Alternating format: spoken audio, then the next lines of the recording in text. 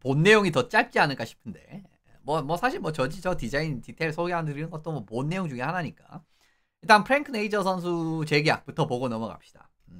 6년 재계약이라고 적혀 있죠. 7년 재계약이라고 적혀 있죠, 그죠?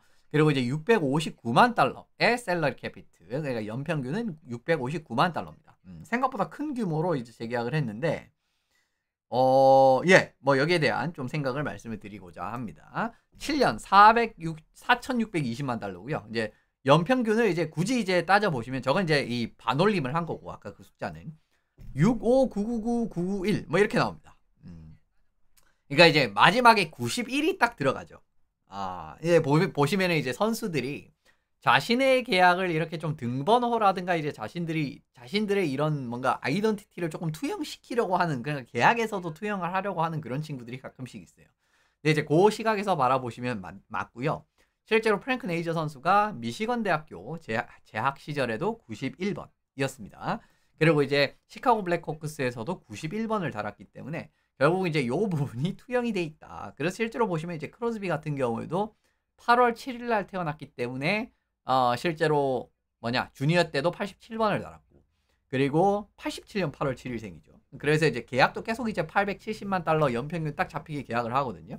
이제 그런 그림에서 이제 네이저 같은 경우에도 당연히 이제 910만 달러 본인 당연히 하고 싶겠지만, 뒤에 말씀드리겠지만 사실 이것도 좀 리스크가 있는 딜이거든요. 근데 이제 910만 달러로 하고 싶습니다만은 이제 그게 당장은 안 되니까 아무래도 끝자리를 좀 91로 맞추는 이제 그런 느낌으로 가지 않았나 라고 일단 이렇게 생각을 해봅니다. 그 말씀을 드려보고요. 조항이 좀 독특한 게 마지막 두 시즌에 지금 20팀 거부 조항이 있어요. 트레이드 거부권, 조정된 트레이드 거부권이 있는데 마지막 두 시즌에 있습니다.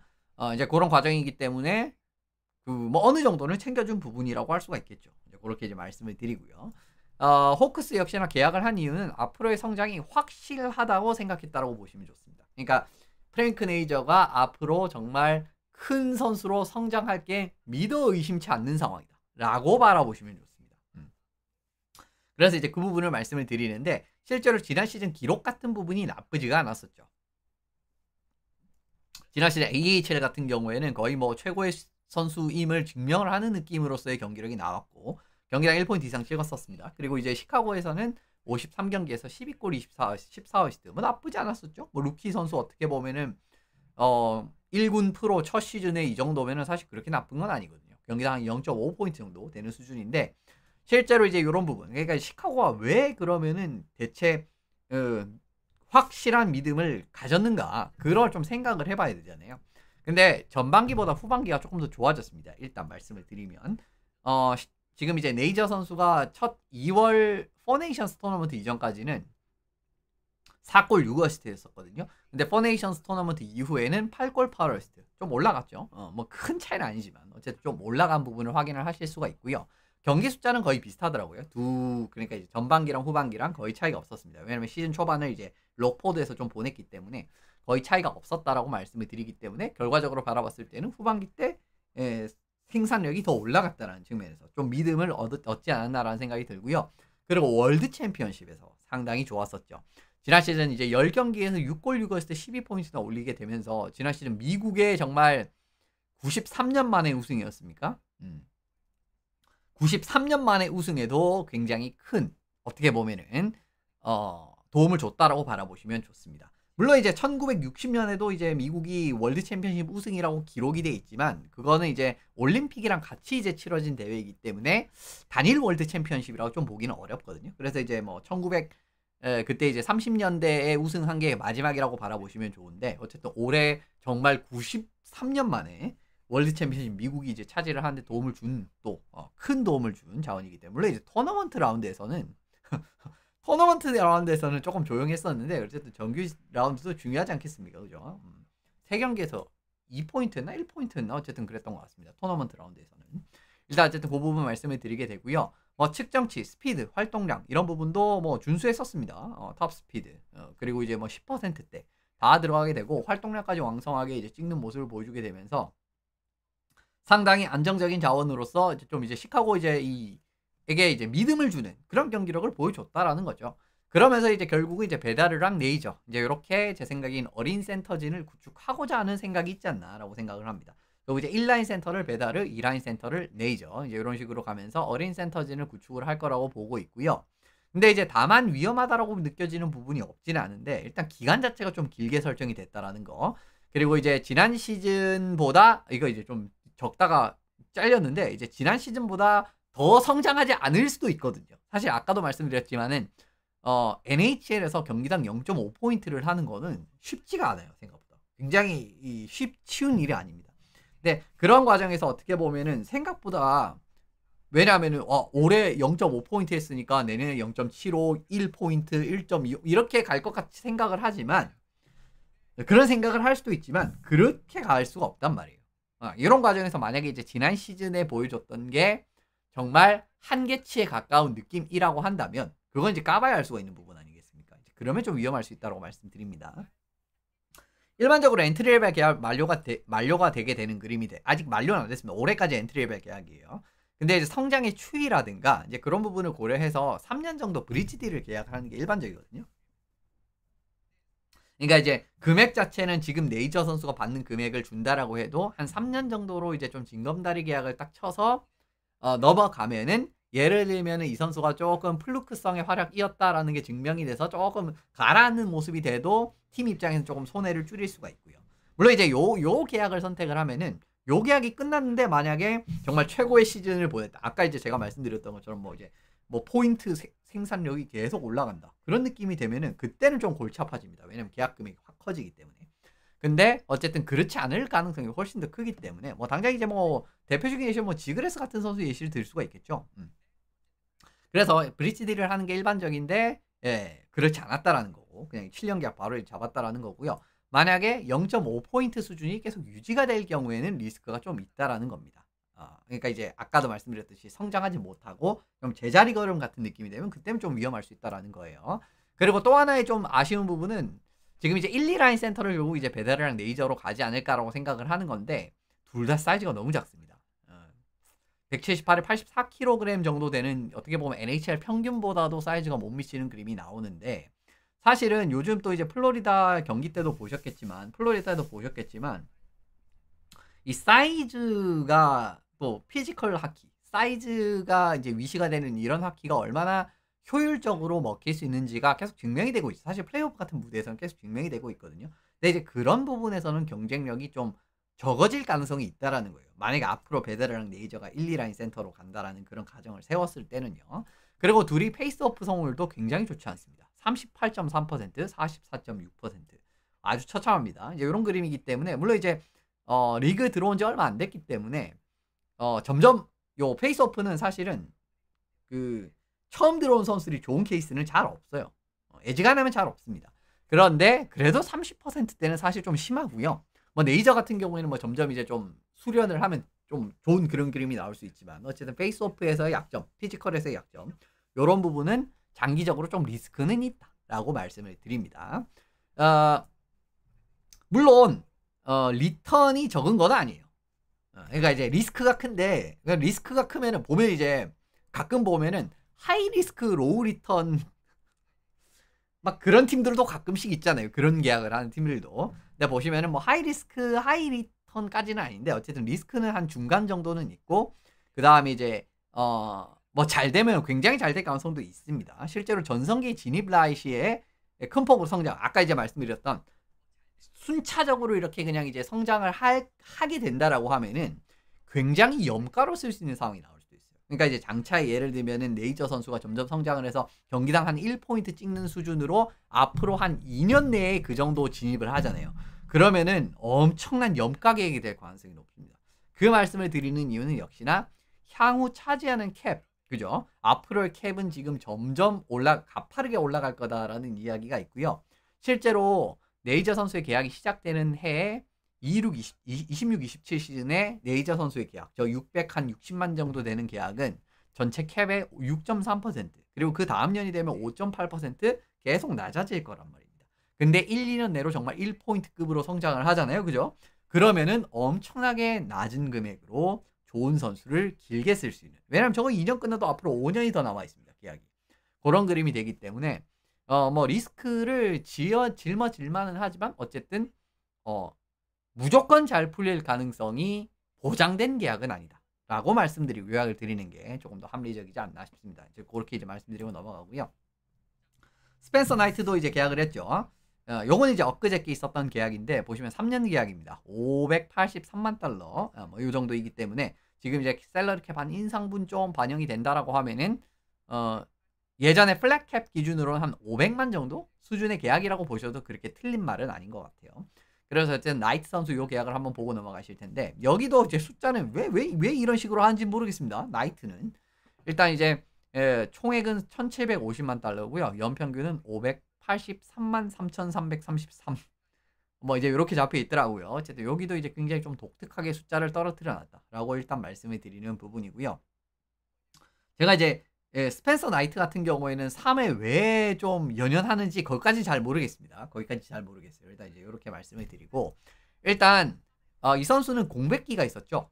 이 선수는 이제 선수 지원 프로그램에 들어가게 되면서 결국은 공백기가 있었던 선수였었습니다. 그래서 이제 지난 시즌이 어떻게 보면 한 시즌 쉬고 복귀를 하는 시즌이었는데 뭐 괜찮다라고 하면 괜찮다라고 볼 수도 있고 그렇게 썩 좋질 않아 보인다라고 하면 썩 좋지도 않아 보일 수도 있는 뭐 그런 느낌의 좀 양분이 되는 그런 느낌의 경기력이 나왔었습니다. 일단 플로리다에서도 보시면은 잠깐만요. 모기가 있어가지고 죄송합니다. 플로리다에서 이제 23경기에서 2.4에 90.7. 플로리다 팀 생각하면은 조금 더 좋아도 괜찮을 것 같아. 그래도 이제 플로리다는 뭐 보브롭스키도 어떻게 보면 세이브 성률이 작년에 그렇게 좋지 않았으니까 뭐 괜찮다라고 할 수가 있는데 사실 시카고에 들어온 뒤의 경기력은 첫 몇 경기는 또 괜찮았었는데 전반적으로 따지면 3.18을 89.3을 했었기 때문에 썩 그렇게 S급으로 합격점을 줄 만한 드디어 우리가 주전골리를 찾았네요 라는 그 정도의 믿음을 줄 정도의 경기력은 아니었어요. 그럴 가능성을 보여줬던 경기는 있었습니다. 정확하게 말씀을 드리면 그러니까 이제 예를 들면은 만약에 한 15경기 정도 되니까 왜 우리가 스탯적으로 이제 굉장히 좋게 샘플 사이즈가 적으니까 스탯이 굉장히 좋게 나오면 엄청나게 좋게 나올 수가 있잖아요. 근데 사실 그런 식으로 나오거든요. 그러니까 엊그저께 베이거스 골든나이츠 프리뷰 때 말씀드렸던 아키라 슈미트 선수 뭐 5경기에 뭐 엄청나게 숫자 좋았잖아요. 그런 느낌을 나올 수도 있습니다. 근데 일단은 어쨌든 시카고에서는 그 정도까지의 모습은 보여주지 못했다라고 말씀을 드리고요. 이게 물론 이제 뭐 나이트만 못했냐라고 하면 그렇지는 않죠. 왜냐면 이제 시카고의 전력적인 부분도 좀 고려를 해야 되니까. 그 부분 말씀을 드리는데 그래도 이제 이븐 스트릭 세이브 퍼센티지 같은 경우에는 플로리다에 있을 때보다 조금 더 좋아졌습니다. 그 부분은 좀 위안점이라고 하면 위안점이라고 할 수가 있겠죠. 이제 그렇게 말씀을 드리게 되는 부분이고요. 공백기 이전이랑 다행히 별반 차이가 없는 결과가 나오게 됐어요. 시즌 토탈로 바라봤을 때는 우리가 이제 공백기 이전의 시즌이 이제 21-22 시즌, 22-23 시즌, 21-22 때는 진짜 좋았죠. 진짜 좋았다라기엔 그렇다. 괜찮았죠. 21-22 때는. 근데 이제 22-23 시즌에 조금 떨어졌고 이제 완연하게 좀 떨어지는 그런 모습이 좀 들어가고 있기는 하죠. 근데 어쨌든 공백기 이전과 거의 비슷한 성적이 나왔다라는 부분이고요. 그래서 이제 다행히 공백기가 크게 느껴지지는 않는다라는 겁니다. 이제 그 부분 말씀드리고 싶었다라는 거예요.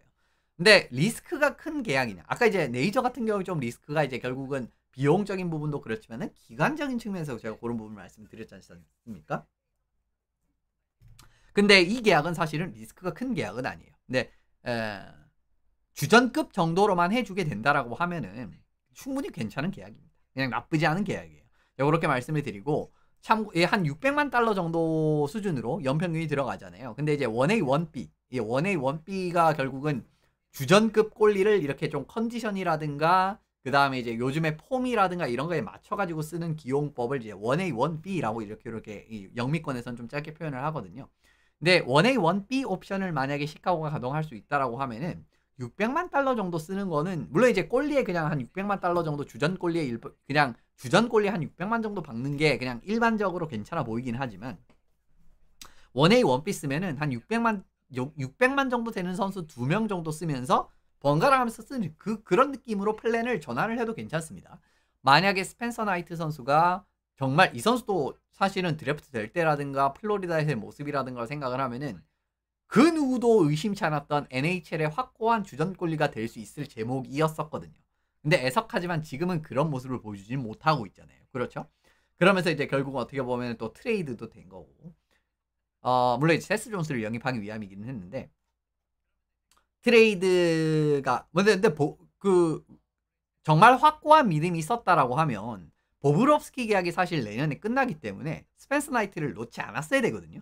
근데 이제 스펜서 나이트를 보내줬지 않습니까? 그러니까 이제 플로리다 입장에서는 정말 S급 확고한 주전급으로 성장을 하기엔 좀 어렵다라고 봤던 것 같아요. 이제 그랬는데 어쨌든 이제 만약에 이제 시카고에서 진짜 S급 주전의 모습을 보여주면은 그거는 그거대로 좋고요. 시카고 입장에. 그죠? 캡도 절약 뭐 좀 절약하는 느낌으로 쓰면서 뭐 혹시나 3년 뒤에 계약이 끝난다라고 해도 이제 대우 좀 해주면서 이제 제대로 정착을 해버리면 되니까.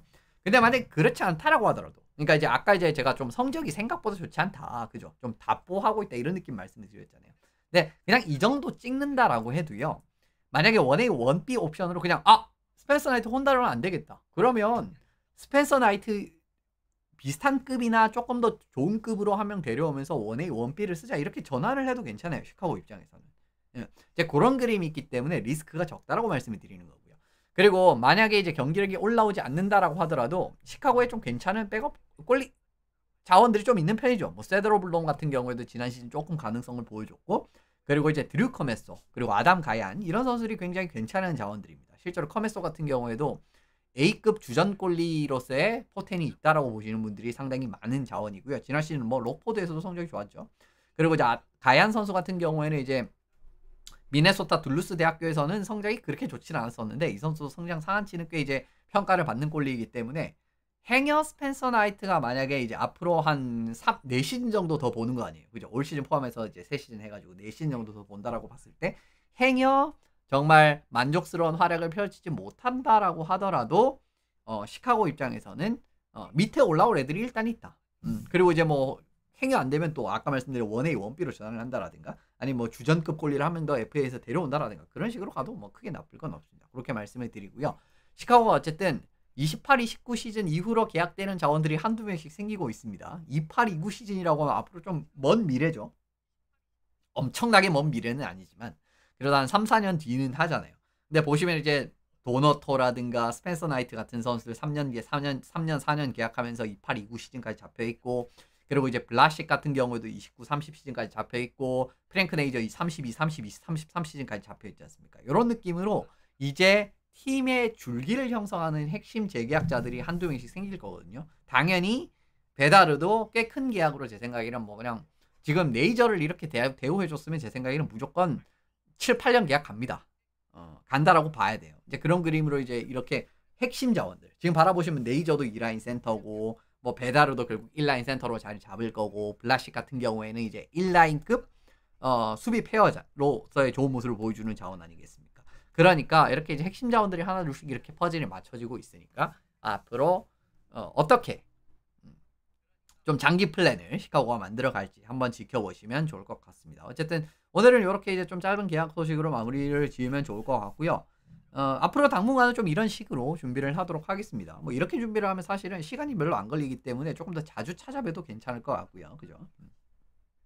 어쨌든 프리시즌 들어가기 전에 이제 제가 좀 생각을 하고 있는 거는 전체적인 이제 프리시즌 스쿼드에서 조금 지켜볼 만한 선수들이라든가 이런 것들을 보면 좋은데, 일단 이제 그거를 금요일까지 한번 준비를 해보도록 하겠습니다.